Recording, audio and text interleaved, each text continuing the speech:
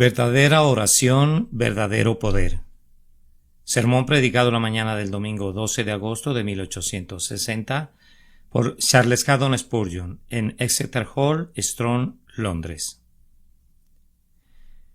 Por eso os digo que todas las cosas por las que oréis y pidáis, creed que ya las habéis recibido y os serán concedidas. Marcos capítulo 11 y versículo 24, Biblia de las Américas. Este versículo tiene algo que ver con la fe de los milagros, pero yo creo que tiene mucha mayor relación con el milagro de la fe. Esta mañana, de todos modos, vamos a considerarlo bajo esa luz. Yo creo que este texto es la herencia, no solo de los apóstoles, sino de todos aquellos que caminan en la fe de los apóstoles, creyendo en las promesas del Señor Jesucristo. Ese consejo que Cristo dio a los 12 y a sus inmediatos seguidores, la palabra de Dios lo repite para nosotros en este día, que recibamos constante gracia para obedecerlo. Todas las cosas por las que oréis y pidáis, creed que ya las habéis recibido y os serán concedidas. ¿Cuántas personas hay que se quejan porque no disfrutan la oración, no la descuidan? Pues no se atreverían a hacerlo, pero la descuidarían si pudieran atreverse, pues están muy lejos de encontrar algún placer en ella. ¿Y acaso no debemos lamentar que algunas veces el carruaje pierda sus ruedas y nos conduzca pensadamente a lo largo de nuestras súplicas? Le dedicamos el tiempo programado, pero volvemos a ponernos de pie sin alivio como un hombre que ha estado acostado en su cama pero que no ha dormido lo suficiente como para recuperar plenamente sus fuerzas. Cuando llega otra vez el tiempo de orar, nuestra conciencia nos vuelve a poner de rodillas, pero no tenemos una dulce comunión con Dios. No presentamos nuestras necesidades con la firme convicción de que Él las cubrirá. Después de musitar una vez más nuestra ronda acostumbrada de expresiones, nos ponemos de pie, tal vez más turbados en la conciencia y más afligidos en la mente de lo que estábamos antes. Creo que hay muchos cristianos que tienen esa queja, que oran, no tanto porque sea algo bendito que se les permita para acercarse a Dios, sino porque deben orar, porque es su deber, porque sienten que si no lo hiciesen perderían una de las evidencias ciertas de su condición de cristianos. Hermanos, yo no los condeno, pero a la vez si pudiera ser el instrumento para izarlos de ese estado tan bajo de gracia y llevarlos a una atmósfera más elevada y saludable, mi alma se gozaría en grado sumo. Si yo pudiera enseñarles un camino más excelente, si pudiesen considerar a la oración de ahora en adelante como su elemento, como uno de los ejercicios más deleitables en su vida, si llegaran a valorarla más que el alimento necesario y a considerarla como uno de los mayores lujos del cielo, ciertamente habría cumplido con un grandioso cometido y ustedes tendrían que dar gracias a Dios por una grandiosa bendición. Entonces, présteme su atención mientras les solicito, primero, que miren al texto, en segundo lugar, que miren a su alrededor, y después que miren por encima de ustedes. Primero, miren al texto. Si lo miran cuidadosamente, pienso que percibirán las cualidades esenciales que son necesarias para que la oración sea grandemente exitosa y prevaleciente. De acuerdo a la descripción que hizo nuestro Salvador de la oración, siempre tiene que tener algunos objetivos definidos por los que debemos implorar. Él habla de cosas, todas las cosas por las que oréis y pidáis. Parece entonces que no dispuso que los hijos de Dios vinieran a Él en oración, cuando no tuvieran nada que pedir. Otro requisito esencial de la oración es un deseo vehemente, pues el Maestro supone aquí que cuando oramos tenemos deseos. Ciertamente la forma externa o el esqueleto desnudo no sería una oración, sino solamente algo parecido a una oración. Pero no se trata de la actividad viva, la actividad que prevalece en todo, la actividad todopoderosa llamada oración, a menos que haya una plenitud y un desbordamiento de los deseos. Observen también que la fe es una cualidad esencial de la oración exitosa. Creed que ya la habéis recibido.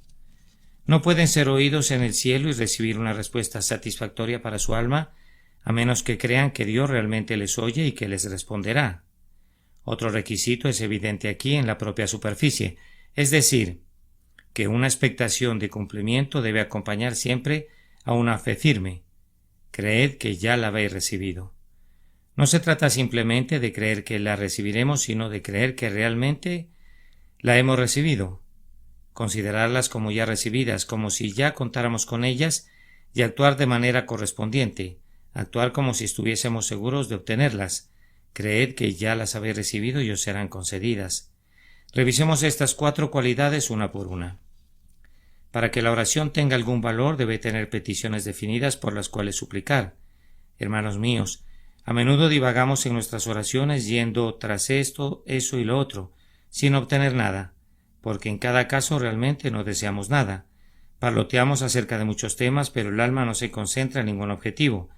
¿Acaso no se ponen de rodillas algunas veces sin haber pensado de antemano qué quieren pedirle a Dios?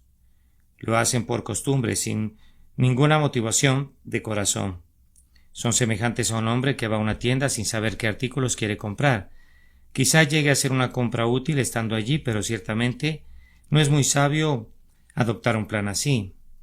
Y de igual manera, cuando el cristiano está orando, puede sobrevenirle un deseo real y alcanzar su fin, pero cuánto mejor le iría si, habiendo preparado su alma mediante la reflexión y un autoexamen, viniera a Dios con una súplica real, con un objetivo que quiere alcanzar. Si solicitáramos una audiencia ante la corte de Su Majestad la Reina, deberíamos esperar tener que responder a la pregunta ¿para qué deseas verla? Sería inconcebible por nuestra parte que fuéramos ante la presencia de la realeza y que hasta en ese momento pensáramos en la petición por la que hemos llegado allí. Lo mismo sucede con el Hijo de Dios. Él debe ser capaz de responder a la importante pregunta ¿cuál es tu petición y te será otorgada? ¿Cuál es tu demanda?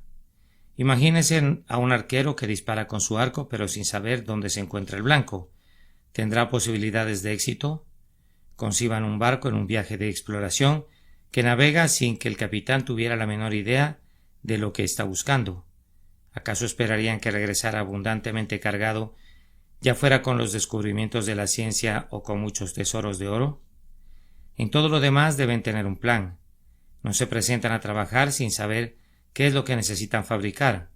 ¿Cómo es que van a Dios sin saber qué es lo que necesitan obtener? Si tuvieran algún propósito, no encontrarían nunca que la oración es un trabajo monótono y pesado. Estoy persuadido que la anhelarían vehementemente y dirían: hay algo que necesito. Oh, que me pudiera acercar a Dios y pedírselo. Tengo una necesidad, y necesito verla satisfecha y anhelo poder estar solo para derramar mi corazón delante de Él y pedirle esta cosa importante por la que mi alma suspira sinceramente. Descubrirán que es provechoso para sus oraciones que tengan objetivos a los que apuntar, y también pienso que es provechoso si cuentan con algunas personas que puedan mencionar en sus oraciones. No pidan a Dios simplemente por los pecadores en general, sino siempre mencionen algunos pecadores específicos. Si eres un maestro en la escuela dominical, no pidas simplemente que tu clase sea bendecida, sino ora por cada uno de tus niños específicamente delante del Altísimo. Si hay alguna misericordia que anhelas para tu hogar, no vayas dando rodeos, sino sé claro y directo en tus peticiones a Dios. Cuando ores al Señor, dile lo que necesitas. Si no tienes dinero suficiente, si estás en la pobreza, si sufres estrecheces, presenta tu caso. No vengas con una fingida modestia delante de Dios. Ve de inmediato al punto. Habla honestamente con Él. Él no necesita de un circunloquio como el que usan constantemente los hombres cuando no quieren decir abiertamente lo que tienen en mente. Si no necesitas ninguna misericordia ni espiritual ni temporal, dilo. No rebusques en la Biblia para encontrar palabras con las cuales expresarte. Declara tus necesidades con las palabras que naturalmente broten de ti. Serán las mejores palabras, puedes estar seguro de ello. Las palabras de Abraham eran las mejores palabras para Abraham y las tuyas son las mejores para ti. No necesitas estudiar todos los textos de la Escritura para orar justo como Jacob y Elías lo hicieron. Si lo haces, no los imitarías. Podrías estarlos imitando literal y servilmente, pero no tendrías el alma que sugirió y animó sus palabras. Ora utilizando tus propias palabras. Habla claramente con Dios. Pide de inmediato lo que necesitas. Nombra personas, nombra cosas y apunta directamente al objetivo de tus súplicas. Y estoy seguro que pronto descubrirás que el cansancio y la monotonía de los que te quejabas a menudo en tus intercesiones ya no te asediarán o al menos no tan habitualmente como ha sucedido hasta este momento. Pero dirá alguno, yo no siento que tenga algunos objetivos especiales por los cuales orar.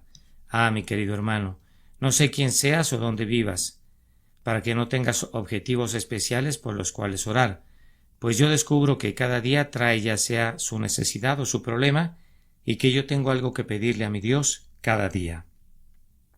Pero si no tuviéramos ningún problema, mis queridos hermanos, si hubiéramos alcanzado tal estatura en la gracia que no tuviéramos necesidad de pedir nada, ¿acaso amamos tanto a Cristo que no tenemos necesidad de orar para que le amemos más? ¿Poseemos tanta fe que hemos cesado de clamar Señor, aumenta nuestra fe? Estoy seguro que siempre descubrirán muy pronto, mediante un pequeño examen de conciencia, que hay algún objetivo legítimo por el que pueden tocar a la puerta de la misericordia y clamar concédeme, Señor, el deseo de mi corazón. Y si no tienes ningún deseo, basta con que le preguntes al primer cristiano atribulado que encuentres, y él te compartirá uno, o te responderá, si no tienes nada que pedir para ti, ora por mí. Pide que mi esposa enferma se recupere. Pide que el Señor alce la luz de su rostro sobre un corazón desalentado.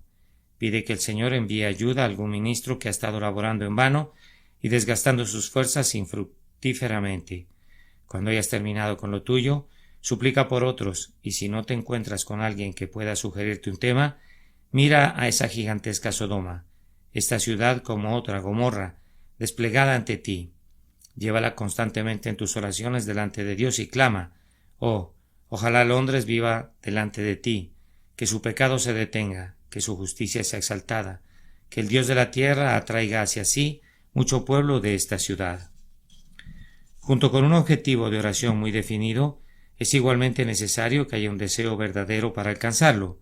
Las oraciones frías, afirma un viejo teólogo, piden ser rechazadas. Cuando le pedimos al Señor con tibieza, sin fervor, es como si detuviésemos su mano y le impidiésemos darnos las mismas bendiciones que pretendemos estar buscando. Cuando tengan su objetivo bajo la mira, su alma tiene que ser tan poseída por el valor de ese objetivo, por su propia suma necesidad de él, por el peligro al que estarían expuestos a menos que la petición les fuera concedida, que serán compelidos a suplicar por ella como un hombre suplica por su vida. Hay una hermosa ilustración de la verdadera oración, explicada en la forma de dos nobles damas, cuyos esposos estaban condenados a muerte y a punto de ser ejecutados.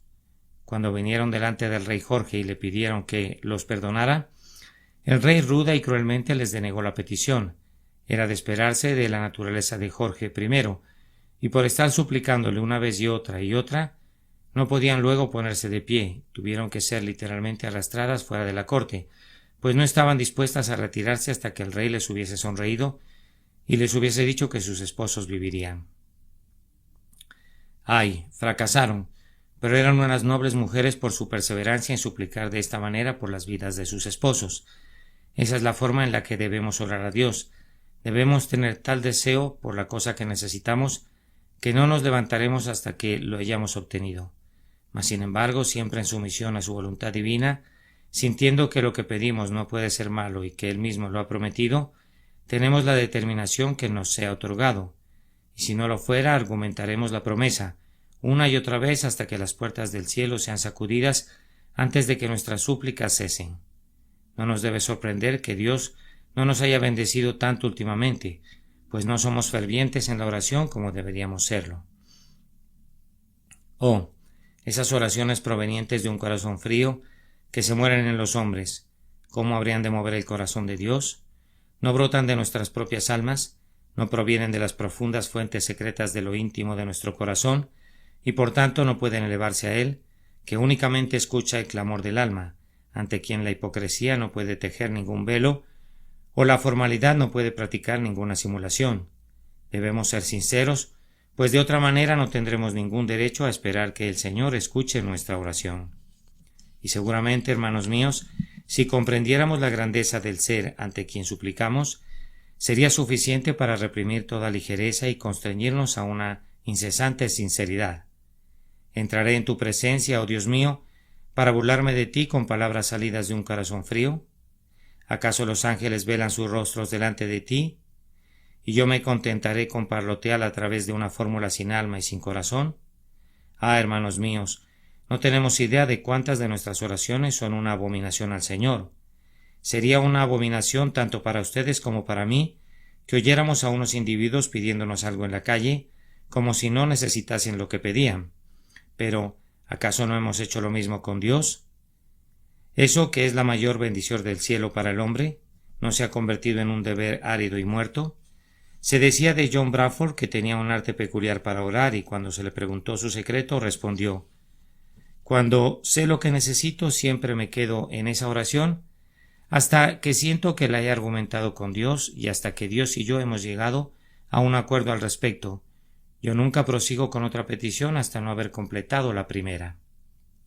Ahí, algunos hombres comienzan diciendo: Padre nuestro que estás en los cielos, santificado sea tu nombre, y sin advertir el pensamiento de adoración contenido en santificado sea tu nombre, comienzan a repetir las siguientes palabras: venga tu reino. Luego tal vez algo impresionante de su mente: ¿realmente deseo que venga su reino? Si llegara a venir ahora, ¿dónde estaría yo?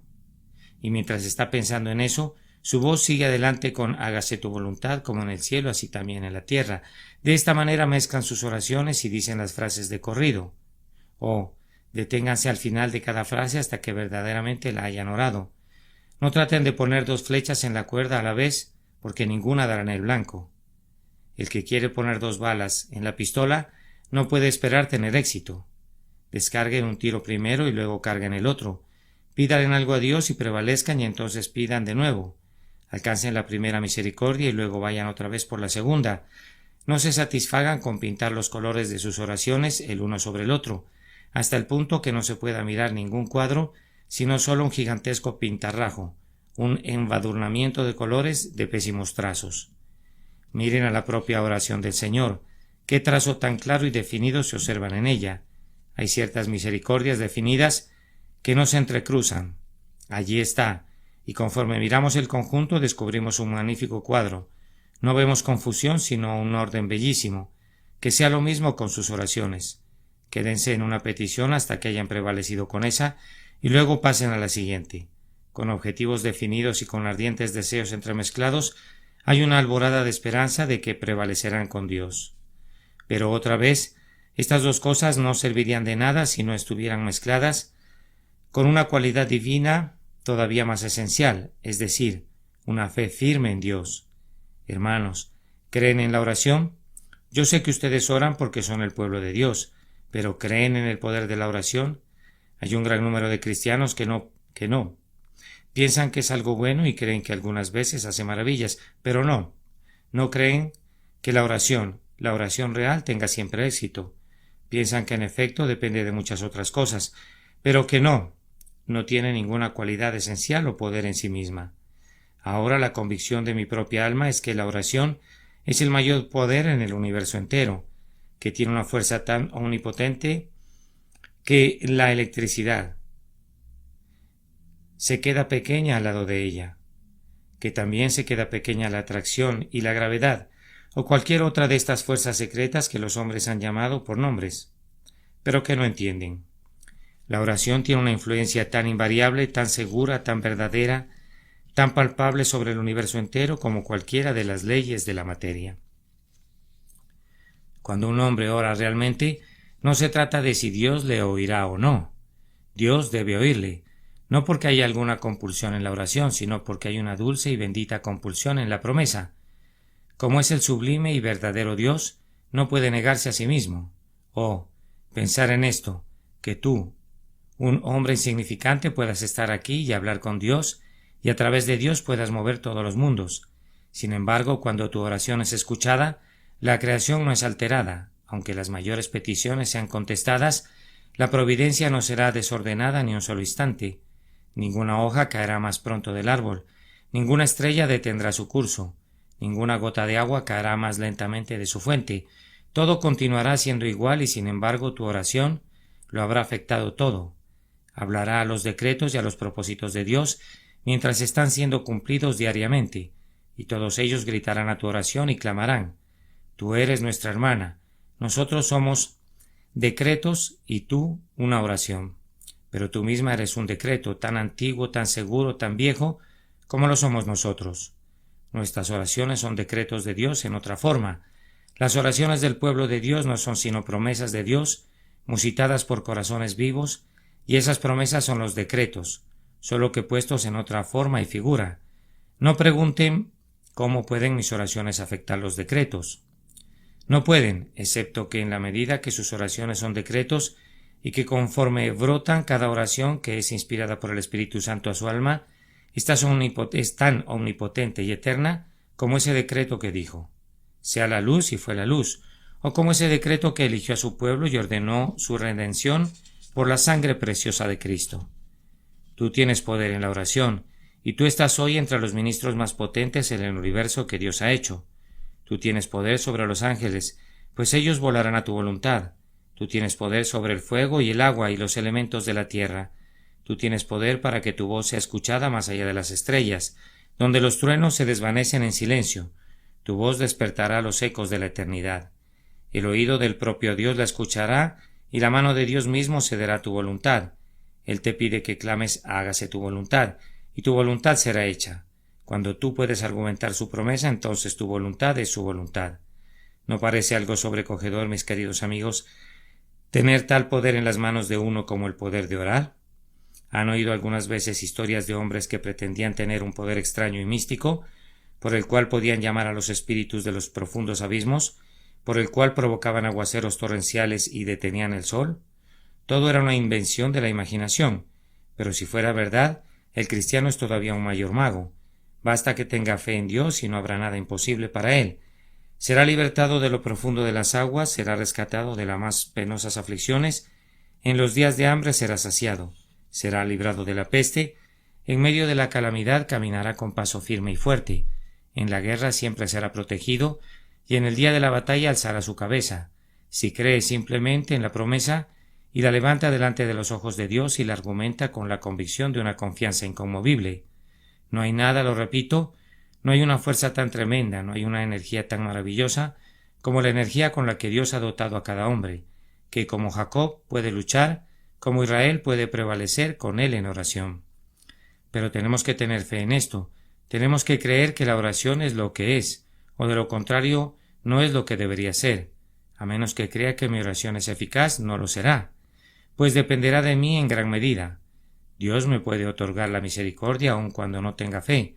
Eso dependerá de su propia gracia soberana, pero Él no ha prometido hacerlo. Pero cuando yo tengo fe y puedo argumentar la promesa con verdadero deseo, ya no es más una probabilidad si voy a obtener la bendición o si mi voluntad se verá cumplida, a menos que el Eterno se aparte de su palabra, a menos que el juramento que ha dado sea revocado y él mismo cese de ser lo que es. Sabemos que tenemos las peticiones que le hayamos hecho. Y ahora, subiendo otro escalón conjuntamente con objetivos definidos, debe haber fervientes deseos y la fe firme en la eficacia de la oración y que la gracia divina lo haga una realidad en nosotros.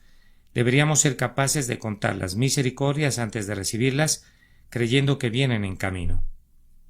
Leyendo el otro día un dulce librito que recomiendo a todos ustedes, escrito por un autor norteamericano que parece conocer enteramente el poder de la oración y con quien estoy en deuda por muchas cosas buenas, un librito llamado La hora del sosiego, me encontré una referencia a un pasaje del libro de Daniel, en su capítulo 10, creo, donde, como dice, toda la maquinaria de la oración está al desnudo. Daniel está de rodillas en oración y el arcángel se le acerca, habla con él y le dice que tan pronto como Daniel comenzó a disponer su corazón para entender y para humillarse delante de Dios, sus palabras fueron oídas y el Señor despachó al ángel. Luego le dice como si se tratase de cualquier conversación de negocios en el mundo: a causa de tus palabras yo he venido, mas el príncipe del reino de Persia se me opuso durante 21 días. Pero he aquí Miguel, uno de los principales príncipes, vino para ayudarme. He venido para hacerte saber lo que ha de venir. Vean ahora que Dios sopla el deseo en nuestros corazones y tan pronto como el deseo está allí, antes de que llamemos, Él comienza a responder. Antes de que las palabras hayan recorrido la mitad de su camino al cielo, mientras todavía están temblorosas sobre los labios, conociendo las palabras que queremos decir, comienza a responderlas y envía al ángel. El ángel llega y trae la bendición solicitada. Vamos, esto es una revelación. Si pueden verla con sus ojos, Algunas personas piensan que las cosas espirituales son sueños y que estamos hablando cosas imaginarias. No, yo creo que hay tanta realidad en la oración de un cristiano como la que hay en un relámpago, y la utilidad y excelencia de la oración de un cristiano puede ser tan conocida sensiblemente como el poder de un relámpago cuando parte un árbol, quiebra sus ramas y lo sacude hasta su propia raíz. La oración no es una imaginación ni una ficción. Es una cosa verdadera y real que ejerce coerción en el universo, atando con grillos a las propias leyes de Dios y constriñendo al sublime y santo a poner atención a la voluntad de su pobre pero favorecida criatura humana. Pero necesitamos creer en esto siempre. Necesitamos una seguridad en la eficacia de la oración. Necesitamos contar las misericordias antes de que sean otorgadas. Necesitamos estar seguros de que van a llegar. Necesitamos actuar como si ya las tuviésemos. Cuando hayan pedido por su pan de cada día, no deben turbarse con afanes, sino que deben creer que Dios los ha oído y se los dará.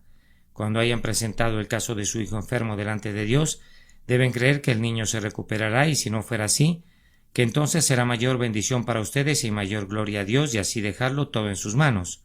Poder decir: yo sé que me ha escuchado ahora, sobre la atalaya estaré yo continuamente, buscaré a mi Dios y oiré lo que tenga que decir a mi alma. ¿Te viste frustrado alguna vez, cristiano, habiendo orado en fe y habiendo esperado una respuesta? Yo doy mi propio testimonio aquí esta mañana, que todavía no he confiado en él, pero que me fallará. He confiado en el hombre y he sido engañado. Pero mi Dios nunca me ha denegado la petición que le he hecho, cuando he apoyado la petición con fe en su disposición a escucharme y en la seguridad de su promesa.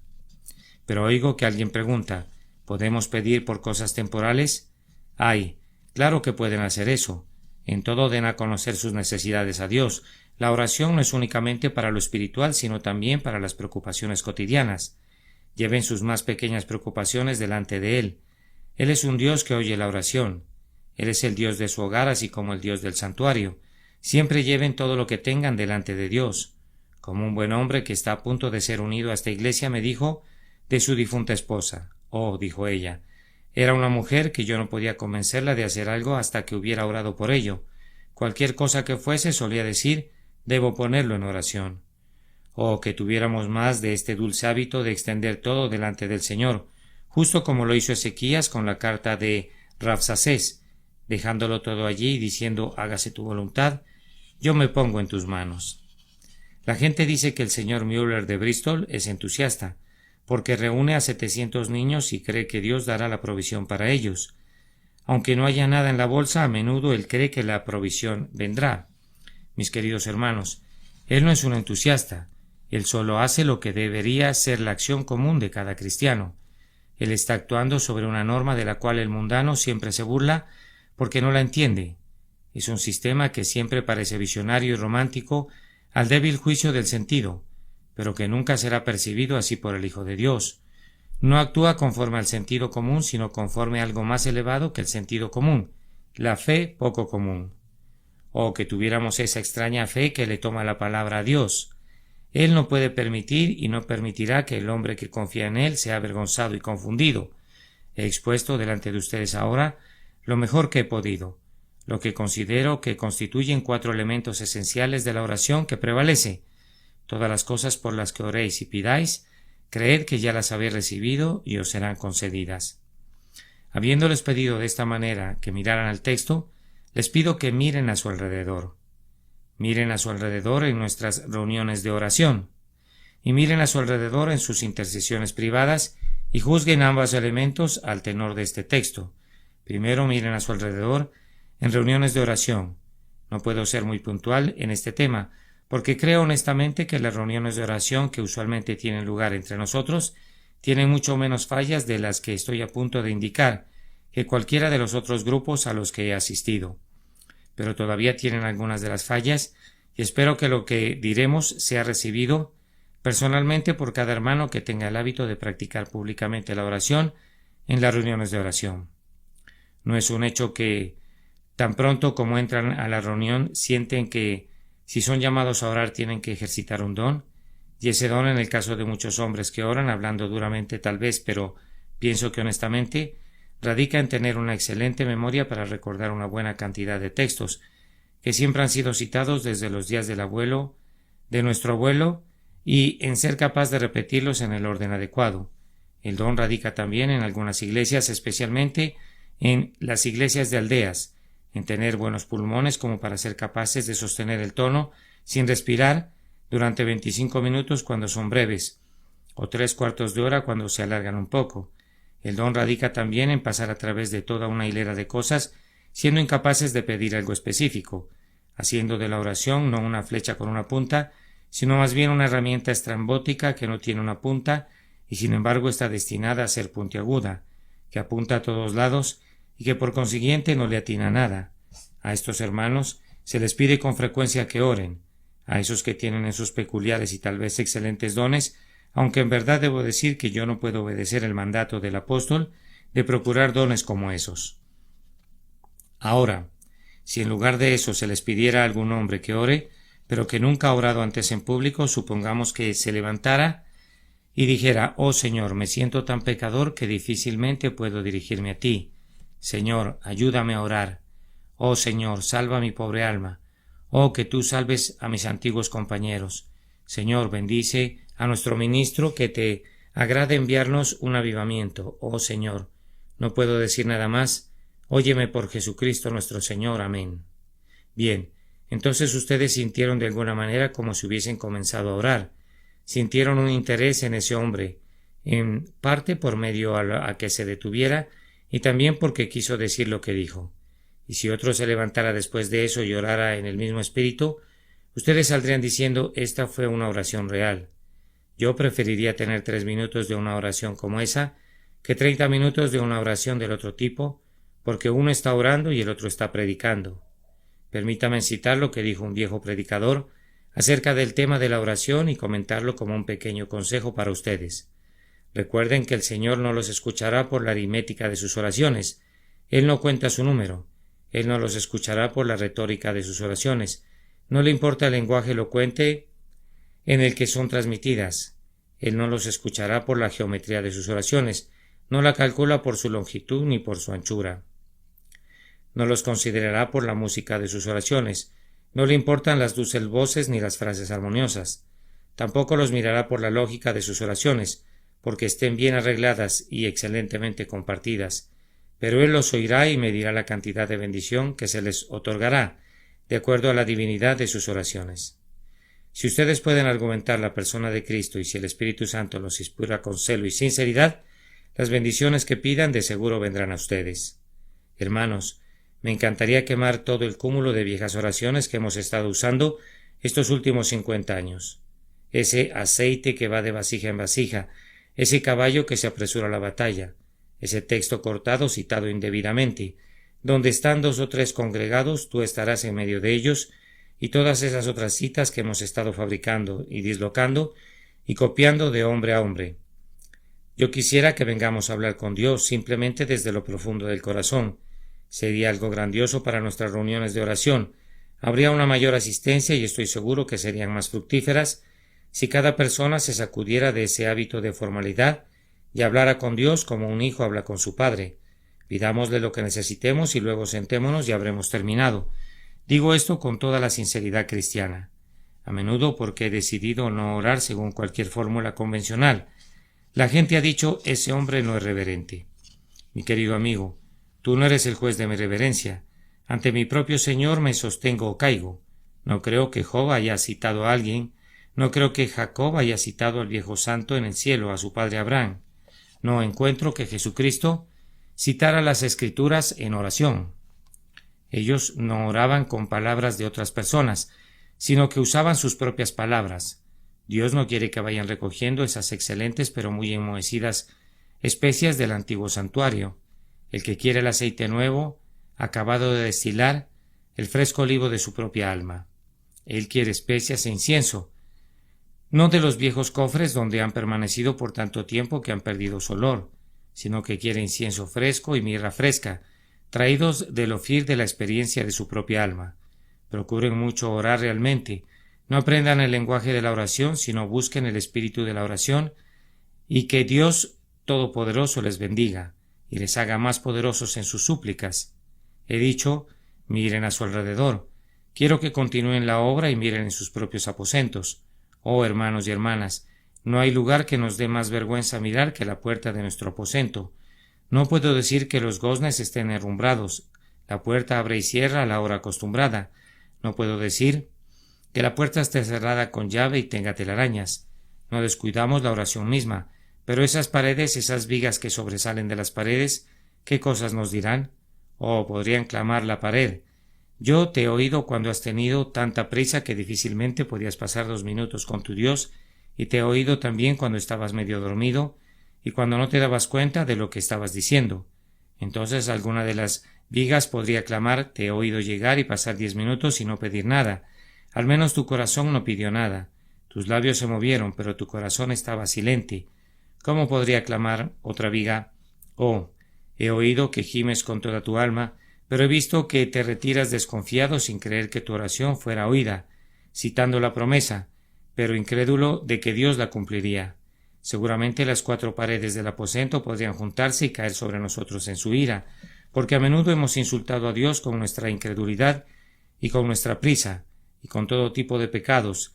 Le hemos insultado incluso en su propiciatorio, en el lugar donde se manifiesta más plenamente su condescendencia. ¿Acaso no sucede lo mismo con ustedes?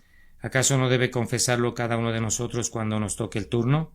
Cuídate entonces, hermano cristiano, y haz una enmienda, y que Dios te haga más poderoso y más exitoso en tus oraciones que hasta este momento.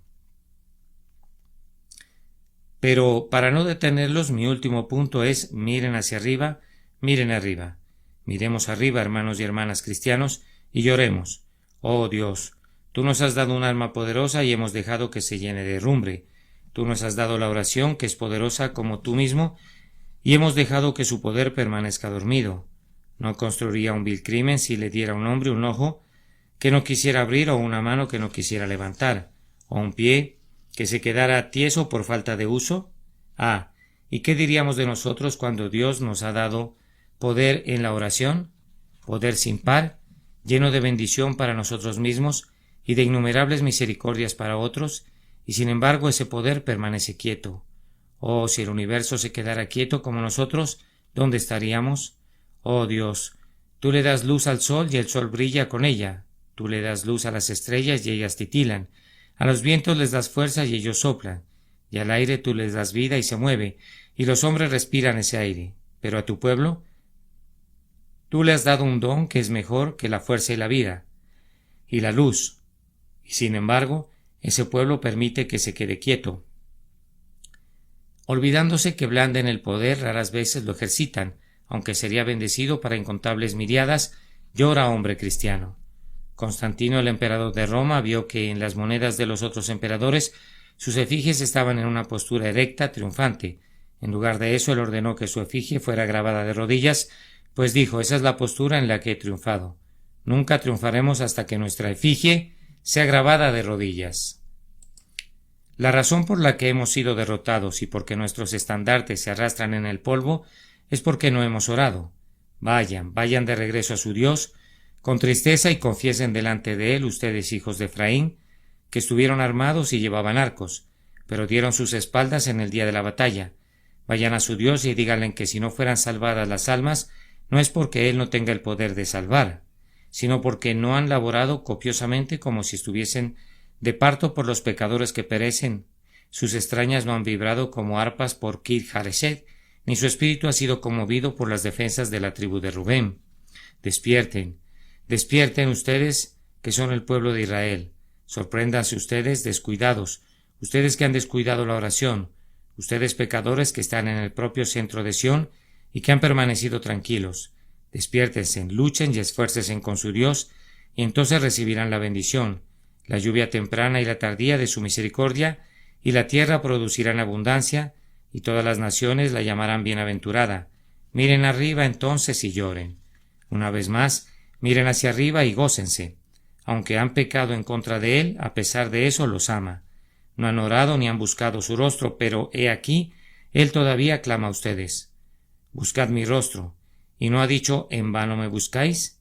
Tal vez no ha ido a la fuente, pero sigue corriendo tan libremente como antes. Han cerrado sus ojos a ese sol, pero todavía brilla sobre ustedes con todo su lustre. No se han acercado a Dios, pero Él los espera para derramar su gracia y está listo para oír todas sus peticiones. He aquí Él les dice: pregúntenme acerca de las cosas venideras, y en lo concerniente a mis hijos y a mis hijas, pídeme. Qué cosa tan bendita es que el Señor del cielo esté siempre listo para oír. Agustín tiene un hermoso pensamiento acerca de la parábola del hombre que tocó a la puerta de su amigo a la medianoche, diciendo: amigo, préstame 3 panes. La paráfrasis suya va más o menos así: yo toco a la puerta de la misericordia y está muy entrada la noche. ¿Saldrá alguno de los siervos de la casa para responderme? No. Yo toco, pero están dormidos. Oh, ustedes apóstoles de Dios, ustedes mártires glorificados, ustedes duermen, descansan en sus camas. Ustedes no pueden oír mi oración, pero ¿no responderán los hijos? ¿No hay hijos que estén listos a venir para abrir la puerta a su hermano? No. Duermen, mis hermanos, que han partido, a quienes les pedía consejo y que eran los compañeros de mi corazón. No, hermanos, no pueden responderme, pues descansan en Jesús. Sus obras les han seguido, pero no pueden obrar por mí. Pero mientras los siervos están dormidos y mientras los hijos no pueden responder, el Señor está despierto, despierto también a la medianoche. Podrá ser medianoche en mi alma, pero Él me oye, y cuando yo digo: préstame 3 panes, Él viene a la puerta y me da todo lo que yo necesito. Cristiano, mira hacia arriba y regocíjate. Siempre hay un oído abierto para una boca abierta. Siempre hay una mano lista cuando hay un corazón listo. No tienes más que clamar y el Señor oirá. Es más, antes de que llames, Él responderá, y mientras estés hablando, Él oirá. Oh, entonces no seas tardo en la oración. Acércate a Él cuando llegues a tu casa.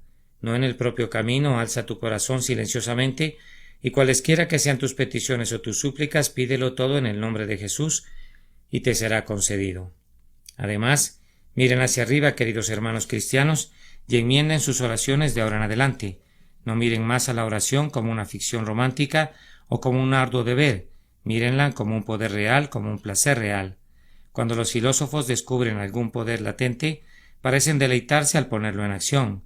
Creo que ha habido un gran número de ingenieros que han diseñado y construido algunas de las obras humanas más maravillosas, no porque fueran remunerativas, sino simplemente por un amor a mostrar su propio poder para realizar maravillas, para mostrar al mundo lo que puede hacer la capacidad y lo que el hombre puede lograr. Han convencido a las compañías para que hicieran especulaciones sin ningún retorno aparente, hasta donde puedo ver, para poder tener una oportunidad de mostrar su genio. Oh hombres cristianos, y desarrollará grandiosas obras un magnífico ingeniero manifestando su poder, y tendrán ustedes un poder superior al que jamás haya tenido algún hombre aparte de su Dios, y permitirán que permanezca inmóvil. No. Piensen en un grandioso objetivo y ejerciten la musculatura de su oración para alcanzarlo. Que cada vena de su corazón esté saturada con la rica sangre del deseo, y luchen y contiendan y tiren con fuerza y esfuércense con Dios para alcanzarlo, usando las promesas y argumentando los atributos, y vean si Dios no les concede el deseo de su corazón. Los reto a que en este día sobrepasen en oración la munificencia de mi Señor. Les arrojo el guante del desafío. Crean que es más de lo que es. Abran su boca tan grande que Él no pueda llenarla. Y vayan ahora a Él por más fe de la que garantiza la promesa. Aventúrense, arriésguense, sobrepasen al Eterno si eso fuera posible, inténtelo. O como preferiría expresarlo, tomen sus peticiones y necesidades y vean si no las honra. Prueben si creyendo en Él no les cumple la promesa y los bendice ricamente con el aceite de la unción de su Espíritu, por el cual ustedes serán potentes en la oración. No puedo evitar agregar únicamente estas pocas sílabas antes de que se vayan. Sé que hay algunos de ustedes que nunca han orado en su vida. Han dicho una forma de oración, tal vez muchos años, pero no han orado ni una sola vez. Ah, pobre alma, debes nacer de nuevo, y mientras no hayas nacido de nuevo, no puedes orar de la manera que has estado dirigiendo al cristiano para que ore. Pero permítame preguntarles esto: ¿anhela su corazón la salvación? ¿Les ha susurrado el Espíritu: ven a Jesús pecador, pues Él te oirá? Crean en este susurro, pues Él les oirá. La oración del pecador despierto es aceptable a Dios. Él oye a los de quebrantado corazón y también los sana. Lleven sus gemidos y sus suspiros a Dios y Él les responderá. Ah, pero dirá uno: yo no tengo nada que pedir. Bien, suplica como lo hizo David. ¿Perdonarás también mi pecado que es grande? Tienen esa petición, su iniquidad es muy grande. Luego argumenten esa sangre preciosa, ese argumento que prevalece. Digan, por Jesús que derramó su sangre, y prevalecerás, pecador. Pero no vayas a Dios pidiendo misericordia con tu pecado en tu mano. ¿Qué pensarías del rebelde que se aparecería delante de su soberano y le pidiera perdón con una daga ceñida al cinto y con la declaración de su rebelión en su pecho? ¿Merecería ser perdonado? No podría merecerlo de ninguna manera y ciertamente merecería doble condenación por haberse burlado de esta manera de su Señor, mientras pretendía pedir misericordia. Si una esposa hubiese abandonado a su marido, ¿piensan que podría tener la desfachatez con frente descarada de regresar y pedir su perdón apoyándose en el brazo de su amante? No, no podría tener tal desfachatez y sin embargo, así sucede con ustedes, tal vez pidiendo misericordia pero continuando en el pecado, pidiendo ser reconciliados con Dios y sin embargo albergando y entregándose a sus deseos. Despierta, despierta y clama a tu Dios, tú que duermes. La barca se acerca a la roca, tal vez pueda chocar contra ella mañana y quedar deshecha, y tú podrías ser lanzado a los abismos insondables de la aflicción eterna. Invoca a tu Dios, digo, y cuando hayas clamado a él, arroja tu pecado o no podrá oírte. Si alzas tus manos inmundas con una mentira en tu mano derecha, la oración sería indigna en tus labios. Oh, ven a él y dile, quita toda iniquidad, recíbeme con gracia, ámame de pura gracia, y él te oirá, y todavía orarás como príncipe prevaleciente, y un día estarás como más que un vencedor, delante del trono estrellado del que reina por siempre, Dios sobre todo, bendito para siempre. Amén. Verdadera oración, verdadero poder. Sermón predicado la mañana del domingo 12 de agosto de 1860 por el reverendo Charles Haddon Spurgeon en Exeter Hall, Strand, Londres. Por eso os digo que todas las cosas por las que oiréis y pidáis, creed que ya las habéis recibido y os serán concedidas. Marcos capítulo 11 y versículo 24, Biblia de las Américas.